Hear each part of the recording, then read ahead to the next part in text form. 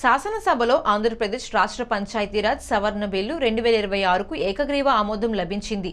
ఉప ముఖ్యమంత్రి, పంచాయతీరాజ్, గ్రామీణాభివృద్ధి శాఖ మంత్రి కొణిదెల పవన్ కళ్యాణ్ తరపున పర్యాటక శాఖ మంత్రి కందుల దుర్గేష్ ఈ బిల్లును ప్రవేశపెట్టారు. డిప్యూటీ స్పీకర్ రఘురామకృష్ణరాజు అధ్యక్షతన జరిగిన ఈ సమావేశంలో సభ్యులందరూ బిల్లును స్వాగతించారు. బిల్లులోని ముఖ్యాంశాలు కందుల దుర్గేష్ సభకు వివరించారు. గతంలో పంచాయతీరాజ్ సంస్థలో ఓటు హక్కు పొందటానికి కేవలం జనవరి 1వ తేదీని మాత్రమే ప్రామాణికంగా తీసుకునేవారన్నారు. దీనివల్ల జనవరి 2న 18 ఏళ్లు నిండిన యువత మరో ఏడాది వేచి చూడాల్సి వచ్చేదని, తాజా సవరణ ప్రకారం ఏడాదికి 4 సార్లు అనగా జనవరి 1, ఏప్రిల్ 1, జూలై 1, అక్టోబర్ 1 ఓటు హక్కు నమోదుకు అవకాశం కల్పించారన్నారు. అసెంబ్లీ, పార్లమెంట్ ఎన్నికలకు సంబంధించి కేంద్ర చట్టం ఇప్పటికే ఈ 4 తేదీల విధానాన్ని అమలు చేస్తోందని, మున్సిపాలిటీల్లో కూడా ఇదే విధానం ఉందన్నారు. ఇప్పటికే ముఖ్యమంత్రి చంద్రబాబు నాయుడు నేతృత్వంలోని కూటమి ప్రభుత్వం 2025 డిసెంబర్ 23న ఈ అంశంపై ఆర్డినెన్స్ జారీ చేసిందన్నారు. ప్రస్తుతం జరుగుతున్న అసెంబ్లీ సమావేశాల్లో దీనికి శాసనసభ చట్టబద్ధత కల్పించిందని తెలిపారు.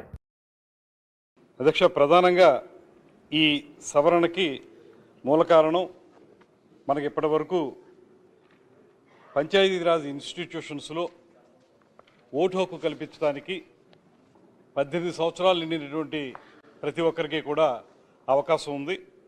అయితే దానికి కట్ ఆఫ్ డేట్ వచ్చి మనకి ప్రతి సంవత్సరం కూడా జనవరి 1వ తారీఖుని కట్ ఆఫ్ డేట్గా పెట్టడం జరిగింది.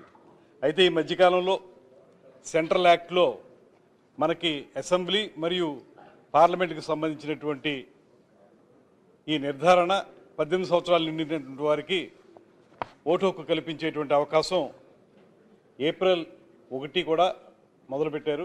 జనవరి 1తో పాటు ఏప్రిల్ 1, జూలై 1, అదేవిధంగా మనకి అక్టోబర్ 1 వాటి మూడింటిని కూడా చేర్చి మొత్తంగా 4 పర్యాయాలు ఓటు హక్కు కల్పించడానికి వారి 18 సంవత్సరాల వయసు నిర్ధారణకి అవి పెట్టడం జరిగింది.